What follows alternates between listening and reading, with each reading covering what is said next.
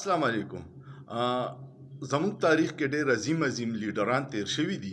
ستاسو به ورسره سیاسي اختلاف وي، خو د هغوی شخصیت ډېر غټ شخصیت و.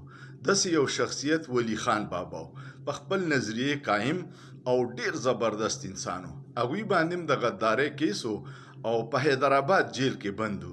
نو یو ورځ کیس ټرایل به په جیل کې کېدو. یو ورځ ورته جج صاحب وایي چې ته خپل صفایي کې څه ویل غواړې. هغه ورته وایي ته پخپله دا عدالت پخپله په جیل کې بند دی، نو ماله به څه انصاف راکړي.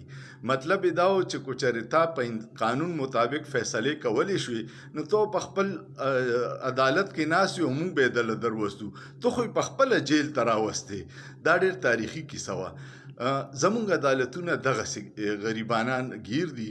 که چېرې دوی په قانون آزادې فیصلې وکړي نو موږ به ډېر ترقي وکړو. دا سویډن، نارمې، ډنمارک دوی رول آف لا کې نمبر 1 دي. نو هغې ملکونو کې خوشحالي ده او زموږ نمبر 137 دی. نو زموږ حال ته ګوره. الله دې زموږ په حال رحم وکړي. پاکستان زنده باد. هو سوچ پې وکړئ، سوچ کې ګناه نشته.